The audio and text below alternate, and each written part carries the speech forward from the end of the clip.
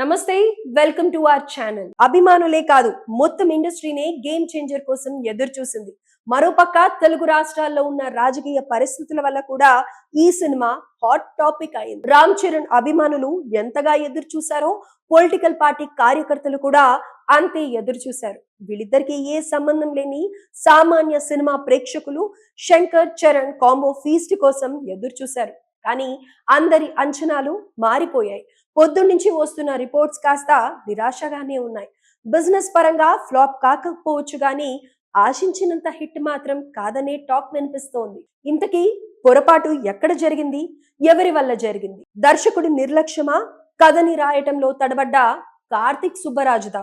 ఈ కథని ఎంచుకున్న రామ్ చరణ్ తొందరపాటు నిర్లక్ష్యమా? అసలు విజయ్ తలపతి రిజెక్ట్ చేసిన ఈ కథని అసలు రామ్ చరణ్ ఎందుకు ఎంచుకున్నట్టు? గ్లోబల్ స్టార్ రామ్ చరణ్ హీరోగా అటు శంకర్ కి ఇటు రామ్ చరణ్ కి కూడా 15వ సినిమాగా నిర్మాత దిల్ రాజు బ్యానర్ లో 50వ సినిమా పైగా.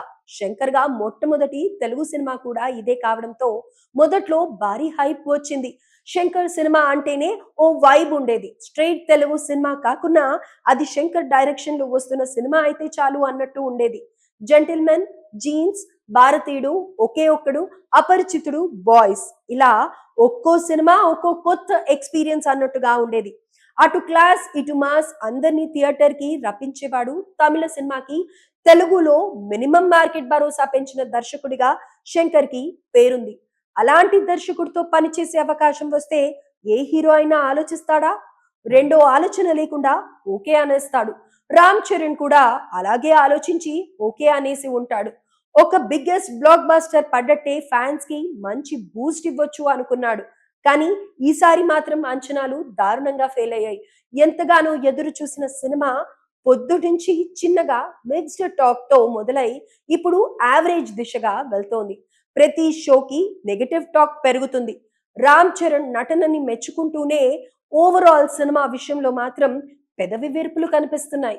ఫ్యాన్స్ అదిరిపోయిందని అంటుంటే యాంటీ ఫ్యాన్స్ ఏమో ఫ్లాప్ అని ట్రెండ్ చేస్తున్నారు. ఇక న్యూట్రల్ ఆడియన్స్ టాక్ తెలియాలంటే ఇంకాస్త టైం పట్టేలా ఉంది. అయితే సినిమా ఎలా ఉన్నా రామ్ చరణ్ కు మాత్రం ఫుల్ మార్కులు పడిపోయాయి. కానీ శంకర్ మేకింగ్ మాత్రం బాలేదనే మాట ఎక్కువగా వినిపిస్తోంది. గేమ్ చేంజర్ సినిమా ఎలా ఉంది అనే దానిపై ఒక్కొక్కరు ఒక్కొక్క అభిప్రాయం చెప్తూ వచ్చారు. కొంతమంది అదిరిపోయింది అంటే మరికొంతమంది యావరేజ్ గా ఉంది అని అంటూ ఉన్నారు. ఇంకొందరు పాత కథనే కొత్తగా తెచ్చాడు శంకర్ అంటూ రకరకాలుగా చెప్పారు. మొత్తానికి ఇప్పుడిప్పుడే ఒక క్లారిటీ వస్తోంది. అది కాస్త బాధ కలిగించేదే అయినా ఒప్పుకోక తప్పదు. ఒప్పుకున్నా ఒప్పుకోకపోయినా అభిమానిగా బాధపడ్డా తప్పులున్నప్పుడు ఒకసారి చూసుకోవడం మాత్రం అవసరం. గేమ్ చేంజర్ విషయంలో శంకర్ చేసిన ఇంకో తప్పు, ఒకేసారి 2 సినిమాలకు పనిచేయడం. ఎంత గొప్ప డైరెక్టర్ అయినా, ఎంత టాలెంటెడ్ మనిషి అయినా ఒకేసారి ఒక పని పైన ఫోకస్ చేస్తేనే ఫలితం సరిగ్గా ఉంటుంది. ఒకేసారి 2 పడవల మీద కాలు పెడితే ఇప్పుడు శంకర్ పరిస్థితిలా తయారవుతుంది. గేమ్ చేంజర్ సినిమా షూట్ మధ్యలో భారతీయుడు షూట్ చేయడం, అదయ్యాక మళ్ళీ వచ్చి చరణ్ తో గేమ్ చేంజర్ చేయడం, ఇలా గత 2 ఏళ్లుగా శంకర్ 2 సినిమాలతో పని చేస్తుండడంతో ఫోకస్ కూడా మిస్ అయింది. భారతీయుడు 2 మిస్ ఫైర్ అయింది. ఇప్పుడు గేమ్ చేంజర్ మీద కూడా ఆ ప్రభావం పడిందని ప్రధానంగా వినిపిస్తున్నట్టు భారతదేశ సినిమా చరిత్రలోనే ఒక స్పెషల్. ఇప్పుడు గేమ్ చేంజర్ మీద కూడా ఆ ప్రభావం పడింది అనేదే ప్రధానంగా వినిపిస్తున్న మాట. భారతదేశ సినిమా చరిత్రలోనే ఒక స్పెషల్ మూవీగా నిలబడ్డ ఇండియన్ సినిమాకి సీక్వెల్ చేయటమే ఒక పొరపాటు నిర్ణయం అయితే, ఇలా ఒకేసారి 2 సినిమాలని హ్యాండిల్ చేయాలనుకోవటం మాత్రం చాలా తప్పు నిర్ణయం.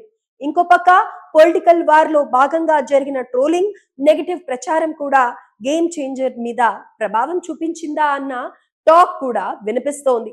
ప్రస్తుతం తెలుగు రాజకీయాల్లో సినిమా పాలిటిక్స్ ఒకదాన్నొకటి ప్రభావితం చేసుకుంటున్నాయి. మొన్నటి ఎన్నికల తర్వాత నుంచి ఏర్పడ్డ పరిస్థితులు కూడా ఈ సినిమా రిజల్ట్ ని ప్రభావితం చేసి ఉంటాయా? ఒక రకంగా తనకు తెలియకుండానే చెర్రీ పాలిటిక్స్ కి బలయ్యాడా అనే చర్చ కూడా జరుగుతోంది. అభిమానుల్లో ఇక పండిన పాపం 16 భాగాలు అన్నట్టు నిర్మాత దిల్ రాజు చేసింది కూడా తక్కువేమీ కాదు.